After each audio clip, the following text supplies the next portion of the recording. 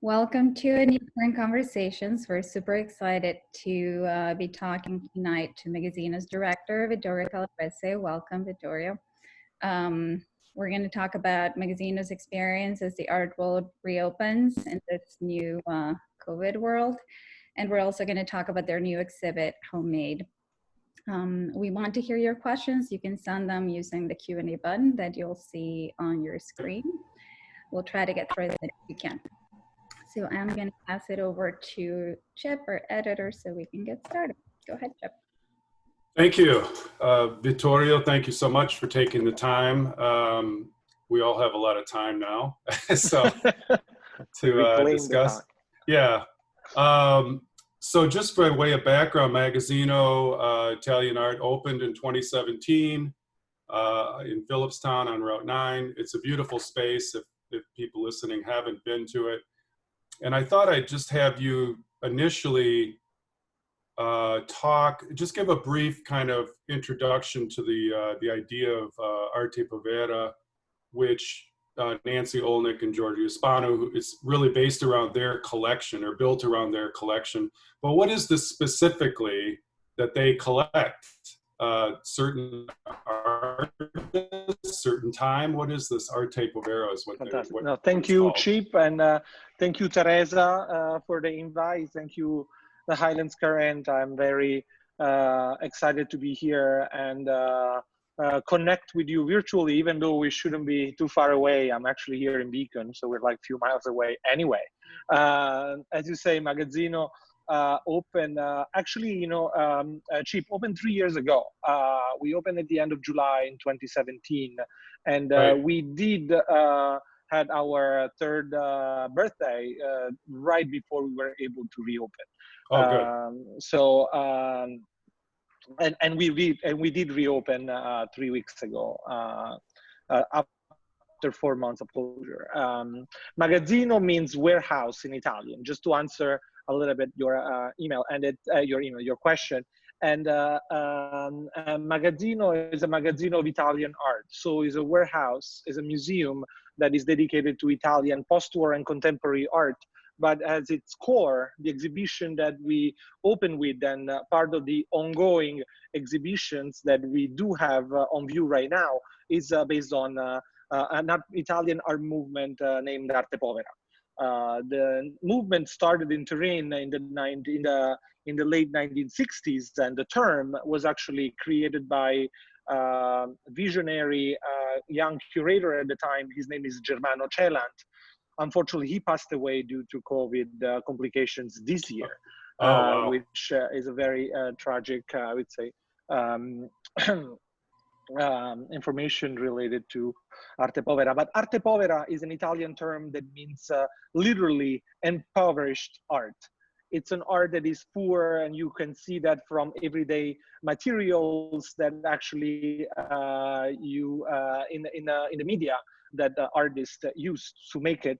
But it's more of a conceptual approach to an art that is impoverished in the sense that they actually get to the core of investigations on space, investigation on politics, investigations on the idea of architecture and history. And the motto that I would say really links all those artists, the one that we identified in our show is the ones that are actually 12, is the motto that art is life.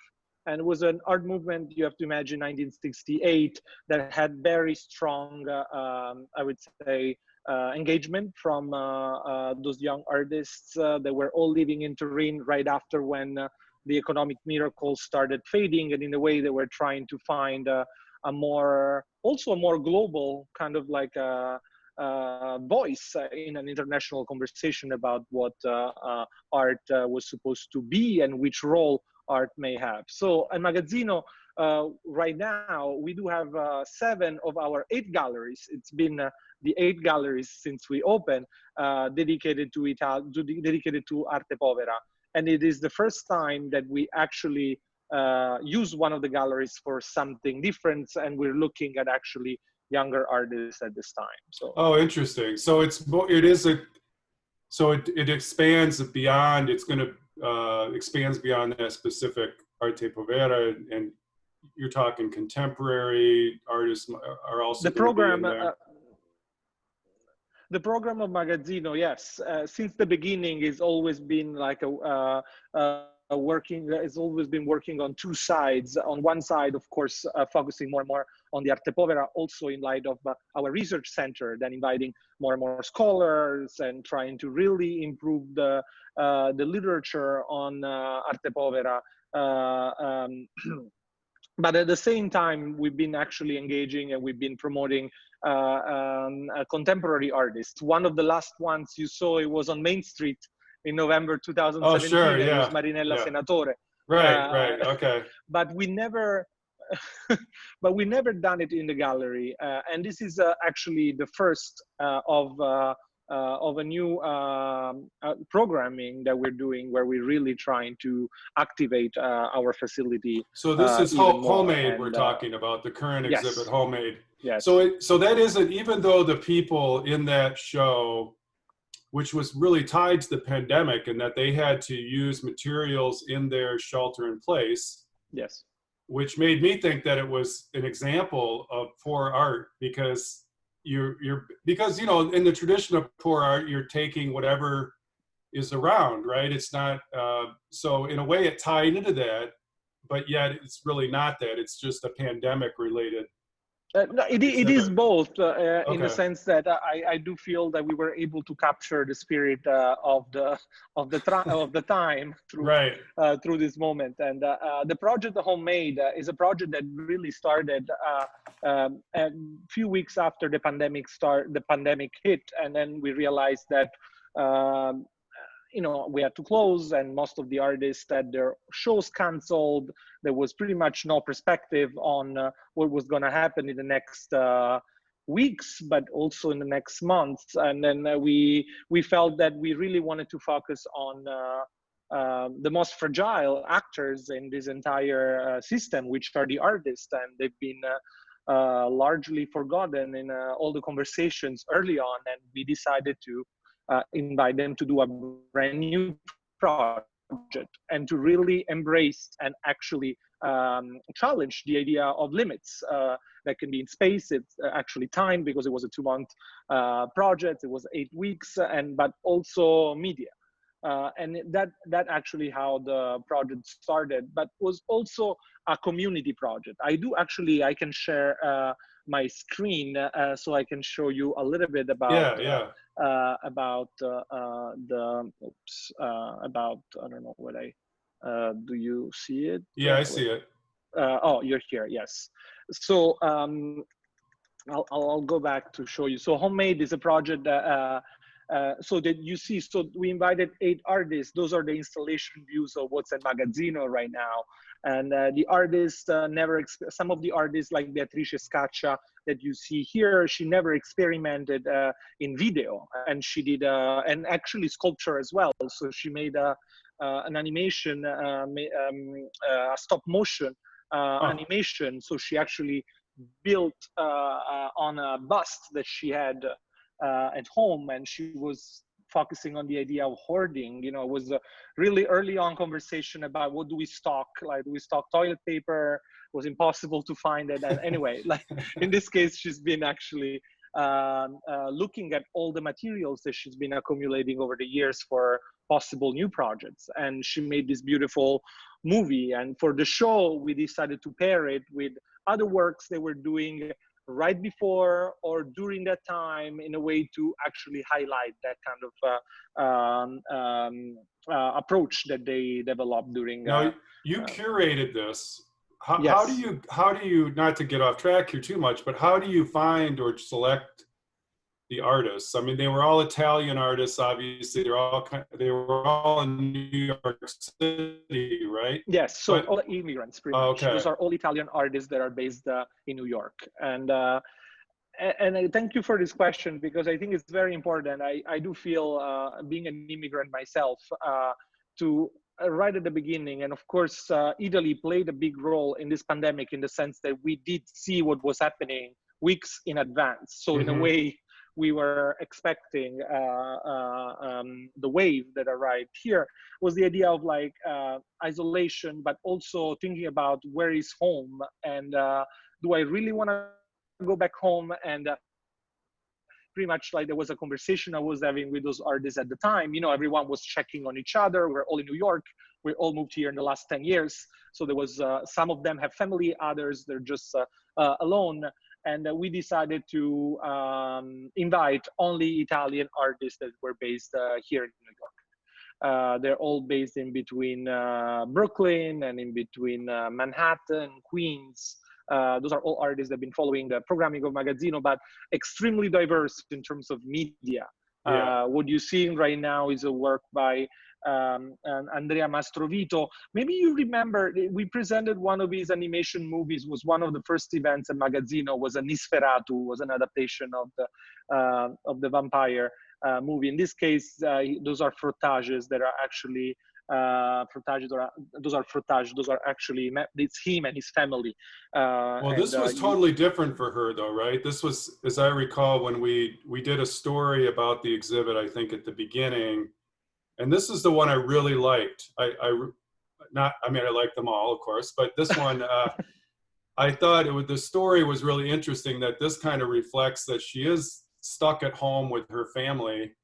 And she, stuck at home with the that family. inspired that, right? That was. But also they were leaving their apartment. So Andrea is based, his family is based in Bergamo. Bergamo was the town right next to Milan that was heavily hit by COVID, Right. terribly. And it was leaving at the time a very complicated time, looking at what was happening there. And he decided to actually move back. And in this idea of tracing pretty much like his family, you can see it. I don't have, I think the way, maybe you can actually, I can zoom in a that little zooms it in, right. You can see here that pretty much like he was tracing all the objects that were actually in his home. Wow. This says Buon Riposo, and this is actually an embroidery of one of the curtains of their house. But then you will see on him here and there, you don't see it yet, but their books, their coins, pretty much has been developing the project of homemade while he was moving out of his apartment. So how are you doing now? You can't go home. You're kind of stuck, right? I mean, I'm here. I mean, home is here at this point, Chip. So, but you must have family. You must have family in Italy you're worried about. Are you in touch with them pretty frequently? As far as, I mean, it's kind of settled down there now, right? Yeah, we had Italy had one of the most not extreme, but the most restrictive actually measures as soon as the pandemic hit.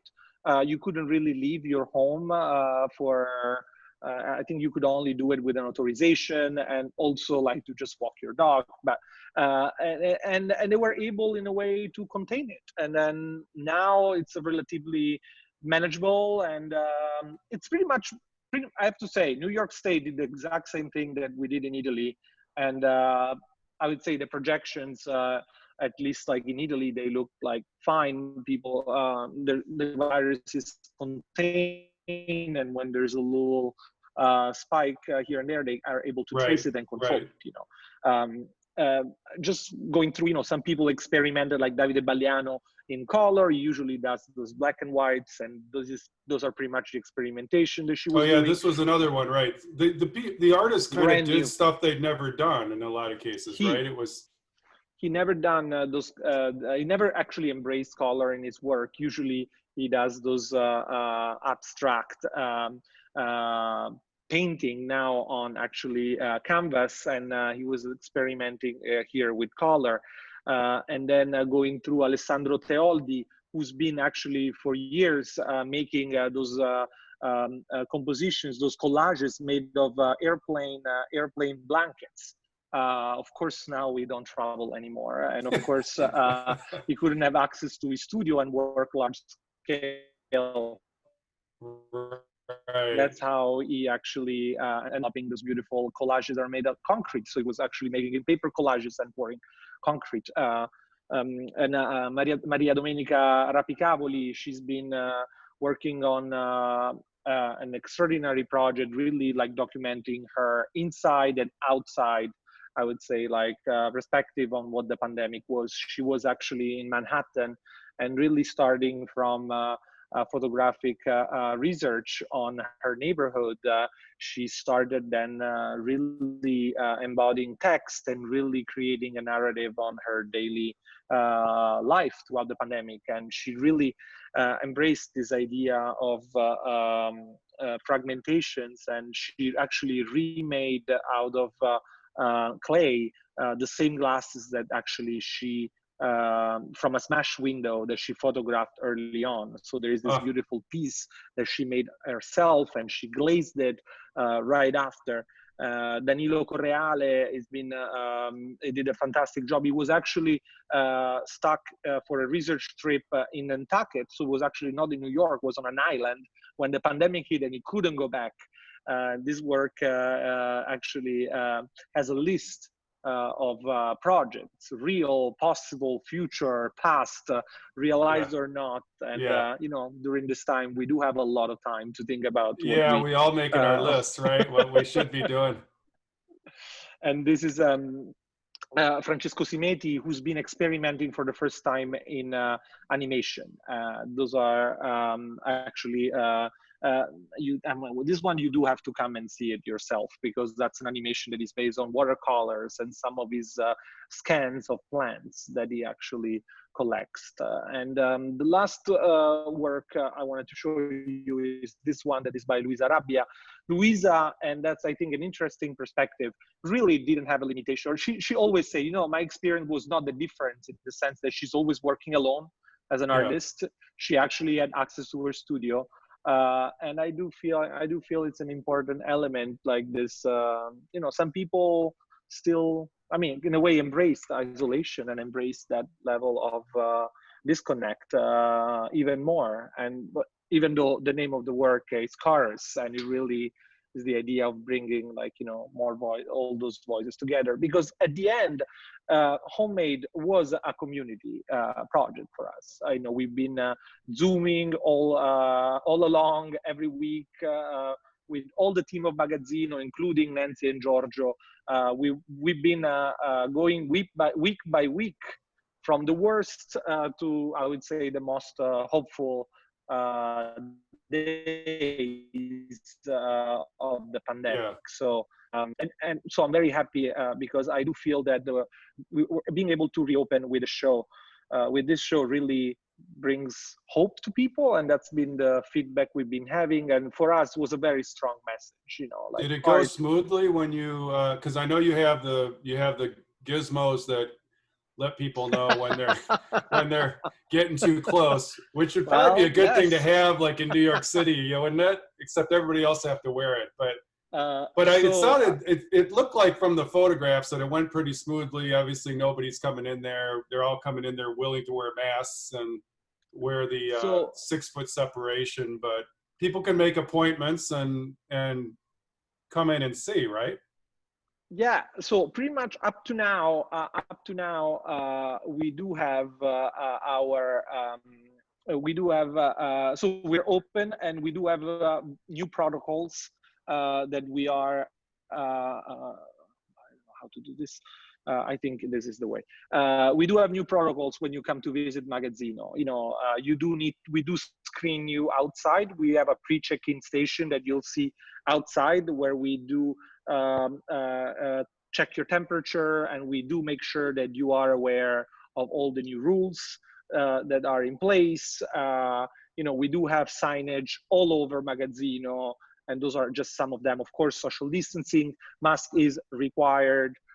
We do. You have the coolest COVID signs, I want to say, right, that I've ever seen.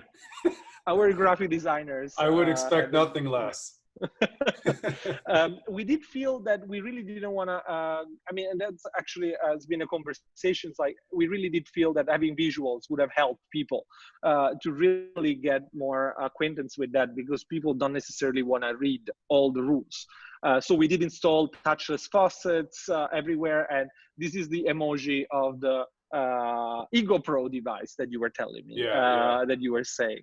So not touching. I mean, this is pretty much. So people are gonna wait outside in line. We do have only 10 people every half an hour. So we try to stagger pretty much all the entrances. The idea is that we do really want to avoid any group of more than 10 people, pretty much like in the enclosed space, maintaining 6 feet distance. Well, so you have a good setup for it though, because it's a very open layout. People, it's not difficult to stay. It's distant. The path, especially for the exhibition space, is circular. So pretty much people are just gonna like keep walking, and it's important that they don't go back to the previous galleries. But we do encourage everyone to keep going, and those are the famous devices. Those are the Ego Pro. I wish those things were antiques. Like we'll look back and go, "Oh, remember when we wore those things?" And well, we'll look at those pictures. I hope sooner rather than later. Really, how crazy that time was. But we do expect to keep going with this plan for the entire fall, or at least until we think it's safe. But those are our facilities manager. Making some demonstrations. But, gotta go back to that. There's one where they're like getting too close. Is that what that one was? Oh, how dare you! But Chief, we do have, and then you drop them off. But we did actually, and I wanted to highlight this. We did increase and we did update our outdoor amenities there. So we do encourage people to come, to stay out, to just enjoy the grounds. Many people, I have to say, since we opened, we got 800 people coming to Magazzino already. And we're mostly sold out. I mean, we do sold out. I mean, we're still, and of course, we'll be like free to the public, but we do require reservations now. So it's very important that people. What do people tell you? Why do they come? They come because they miss the art experience. They miss doing pretty much anything that would be more creative, I have to say. And also, we were able to open very safely, but relatively soon. Everything is locked down in the city, and there's a lot of people, both from the community and from New York City, that are coming there. I was going to ask, what's the mix? It is a lot of people from far away, basically making it a day trip still, as they would. There's as you know, on the weekends in Cold Spring gets very busy, and all the trails as well. And we do see that we do have at least 60% right now on the weekend of people from the city. But during the weekdays, because we're open Thursday through Monday, we do have over 60% that are actually local. So and we don't have shuttle buses anymore because of the pandemic. So I would say it's much more balanced this time. But I do see that there's a big influx from the city, but also many familiar faces, that we're happy to see, many regulars, I have to say. Have you been thinking about your community projects, like the parade and the newspaper ball and that kind of thing, or is it sort of like we'll get back to that sometime? Right during the pandemic, that's when we released all the movies on that, because we did feel that was very important to highlight that.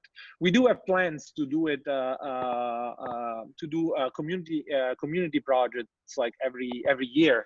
Now for the fall, as you can imagine, I mean, we're all a little bit, we're waiting to see what's happening, and we don't have anything that is community in terms of performance, but we do have plans to open a new show in the fall in the same gallery of Homemade, and there will be an American artist, Mel Bochner, that is curating a show with his work, Lucio Fontana and Alighiero Boetti.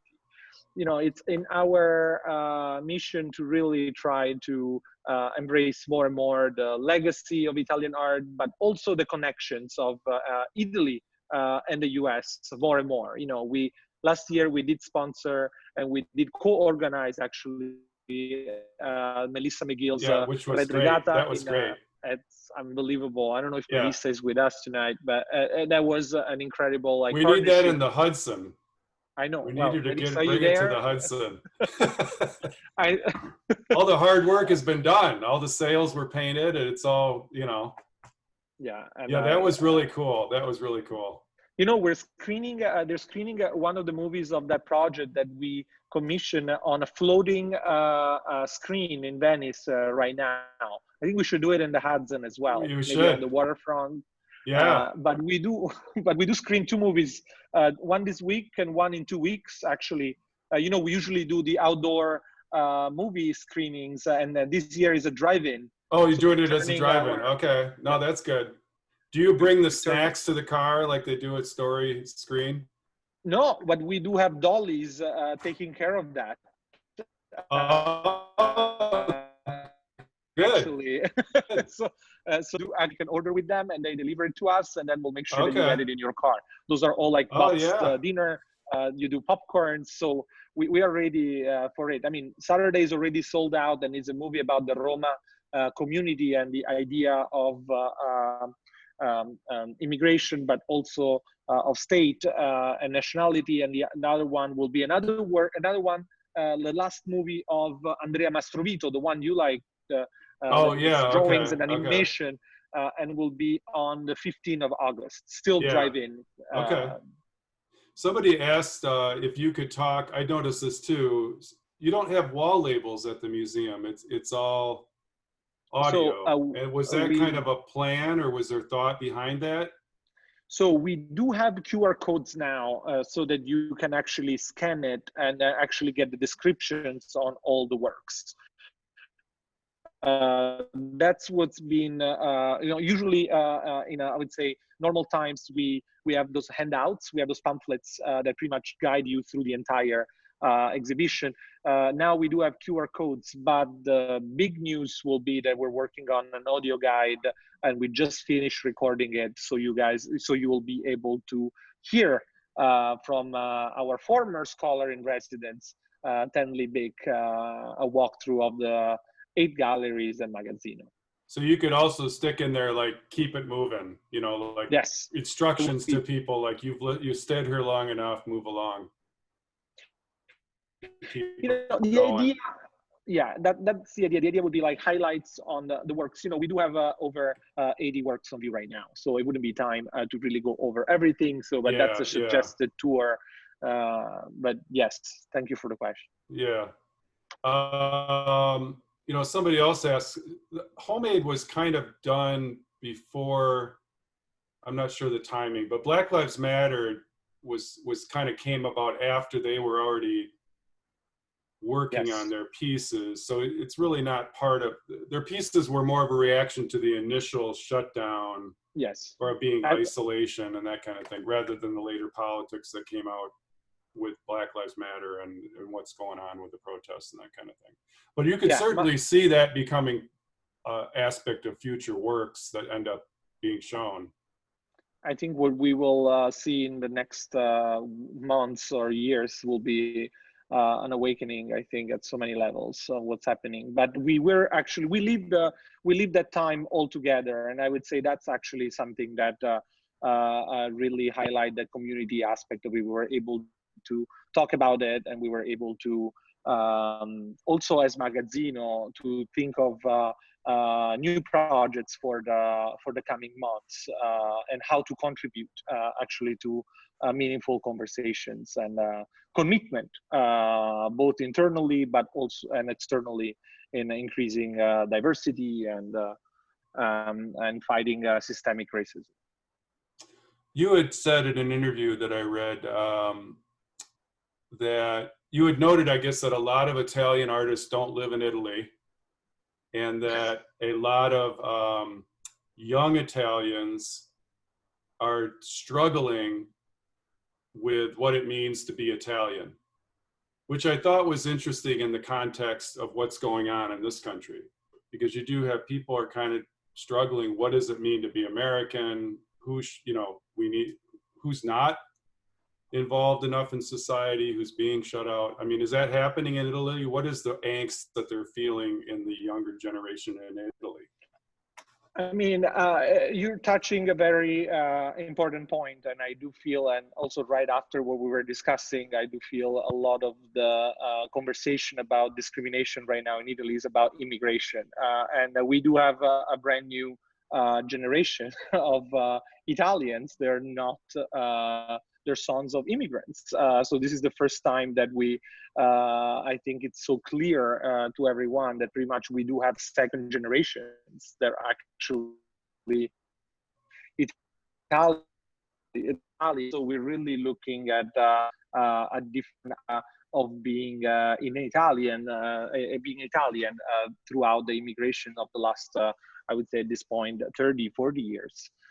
Being Italian, being a young Italian artist in Italy is definitely fascinating experience. You know, you do have all those references, but I do feel that many of those artists move here trying to find maybe more of a global discourse, and we do want to embrace that, and we do want to highlight that. That's actually what Magazzino is here to do. You know, we are an American institution. We are dedicated to Italian post-war and contemporary art, and we do want to be in a way the embassy of the Italian artists here. Yeah. We do want to help them to translate what they're looking for and to connect with communities up here and in the US. You know, what was fascinating in this sense for us was that during the lockdown, we were able to do such a dense programming online, and we went way beyond Cold Spring. Not to Italy necessarily, of course, Italians, but we went to Nebraska. We were able to like speak about Italian art through like everyone, and finally people were like, okay, where is Cold Spring? Yeah. So they didn't even know, and I do feel that's the new reality we're in. You know, like I think passports. I mean, now we cannot travel anymore. Well, we do bring all our own cultures in any place we go, and we do want to share ideas. And of course, the power of art transcends any border in this time, and we proved that. How did you? Not that this is. I don't want this to sound accusatory, but you know, how did you come to New York? What inspired you to come to New York? Was it school or a job? It was. I left. What inspired? I always had a fascination for New York and for America in general, but I did feel at that time in Italy I couldn't really dream. I couldn't really feel that I could follow my dreams. And it sounds very cheesy, and maybe I got lucky enough and worked hard enough that I was able to achieve what I was looking for at the time. But I did not feel I could have the possibilities and perspective open enough to do what I wanted, and that's what brought me here. And you know, it was a lot of soft power of the US. The idea of the American dream definitely brought me there. It translated in a lot of work and a lot of more dreams, and meeting great mentors. Like one of them is Giorgio Spano, that I'm sure is here, and I was able to, you know, to do what I want to do. But yeah, it was that perception that we had, that was everything was that everything was already enough, and you couldn't want more. You couldn't think really out of the box. I think it was a moment. But here I feel that the possibilities were plenty, and the scale was much bigger. You're a small town boy.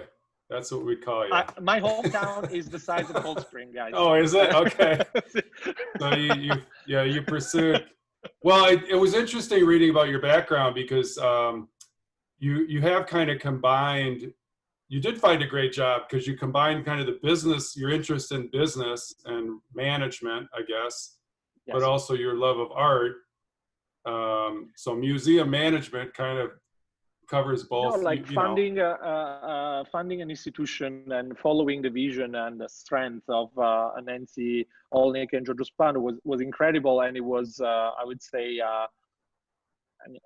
just a full life of experience, like so many levels. But definitely both sides. And I do feel, Chip, and I'm just going to add this, that I think the management side, I think is very important. I feel we do have a very strong responsibility being a public institution as we are, in terms of influence and also in terms of impact in the community. And I do feel that responsibility and the accountability towards, of course, our founders, but the community as well. And this is something that we're very serious about. When we opened Magazzino, we employed mostly local contractors. We're trying to be extremely innovative and efficient in the way we're actually doing our shows, but also our operations and our activities that you guys don't see. So definitely. Well, I think what struck me was how quickly you took, the activities became part of the community, the parade, the rolling the ball, these things all. Yeah, you there? Oh, we lose you?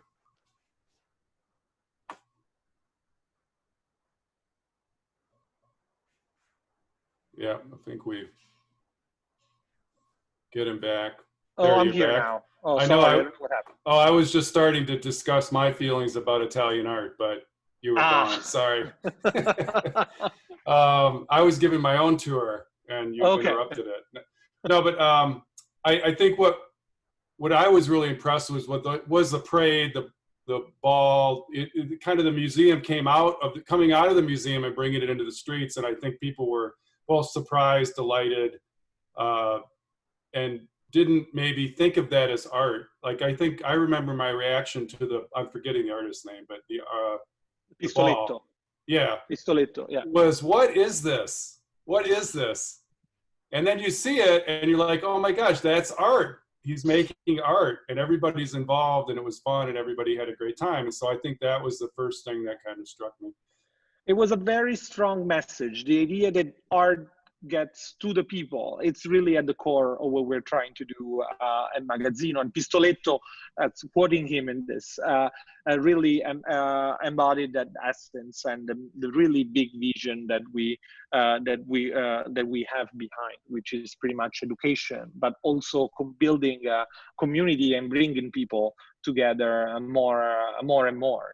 Like I feel the project, the Pistoletto performance was such an enthusiastic explosion of emotions, and then when we did the Marinella Senatore project was much more complex, and I think we did seminars, we did actually coordinated all those communities in the area, so I can't wait to tell you what we will eventually do more in terms of performance, because everything is blocked. I just think the artists are so brave. Like if I were an artist and I said to myself, I'm going to put all these newspapers in a ball and roll it around the street and people are going to like it. It's going to be really cool. I wouldn't have the brave, I wouldn't be courageous enough. And even the art that's in homemade, a lot of that I'm like, wow, I would not have the courage to think people are going to react to this in this way. And I suppose that's part of what makes them artists, right? That's why we need them. But also, I think you really touch a very important aspect for homemade, which was the how brave. I mean, I know I see some artists are actually like joining us, like, and the idea of like being vulnerable. And in this moment, I feel we all realize that we are vulnerable, and dealing with that would really makes us like stronger in that sense. And I feel that's to me, I think one of the most powerful examples like that we can take from homemade in that sense. Well, I'm gonna wrap this up by asking, I would like from you, and these don't have to be arte povera, they can be just you. I want to know the names of 2 Italian artists, only 2, that you would recommend I go look up and I research that you feel are overlooked. Maybe they don't have to be overlooked. It can be just your 2 favorites, 2 people that you've like thought, this person I will follow what they do for the rest of my life. It's not an inclusive list. Obviously, maybe just the first two that come to mind.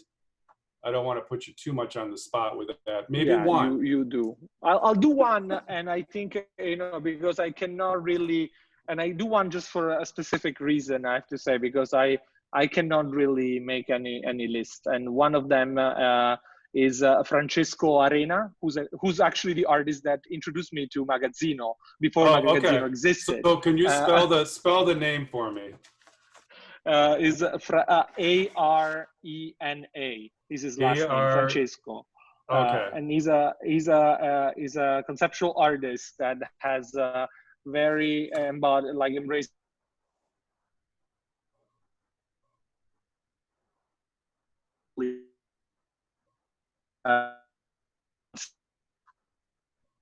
We lost you again. Hang on. Really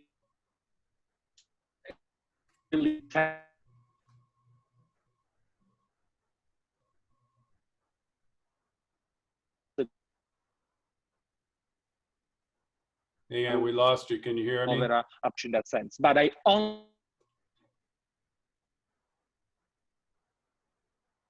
This is probably really good too. The explanation that he's going to have to do it again. There, he's back. I was saying. Are you there? All that was missed. Yes. You got to start over. I just wrote down his name, and then everything after that was lost. Francesco, yeah. When I actually came here and I was helping him, his words, and he was in a residency because of the Italian. Was the one who introduced me to Nancy, where, you know, he did a beautiful project in there, and that's pretty much how you can see pretty much like really in between. Yep. All right, well, we'll catch up with them. We'll catch up with him later. You know what I'm going to do is I'm going to get some links from him, which we will put underneath the video when I post it on the website, so that we can learn more about the artist he's recommending. And I will thank him in absentia for the time. If you need to get to Magazzino, you can go to the website, magazzino.art, make a reservation. They have all the requirements, the protocols you need to follow when you show up. It is worth the trip. I haven't been back since they put up Homemade, but that's my next appointment to make. So thank you everybody for coming. Sorry about the glitch at the end, and I think we got plenty of information. And if Vittorio comes back, sorry. Hey, I'm just saying goodbye. I don't know what's. Oh, goodbye. Sorry, guys, but you know, that's why you should never ask me to choose an artist over others. You know, like, yeah, I really all the other artists on were like trying to cut the line. Yeah, so now like I feel bad, like that. No, I think that'll be the headline. I'm going to use that in the headline in the paper. Vittorio's favorite artist. He names his favorite, his one favorite artist. There's no. No, I won't do that. Absolutely not. So, hey, well, thank you very much for the time. No, I was just telling people they should make a reservation to get over and take a look, and especially with the new exhibit. And then you mentioned, when was the other one starting? The other one will start October 2nd. October 2nd. Bochner, Boetti, Fontana. You have until October 2nd to see Homemade. Until Labor Day, and then we'll keep with Arte Povera, but that gallery will be closed for install. Okay. All right. Thanks again. It was really interesting. All right. I hope you can get back to Italy soon. I hope. Yeah. Well, Hudson Valley is great now, so hopefully like the winter. Well, I had a trip planned to Italy, and that got canceled because of the pandemic. So. Oh, okay. We'll get over there. Well. We'll get over there. All right. Thank you so much. Bye-bye. Bye-bye. Thank you.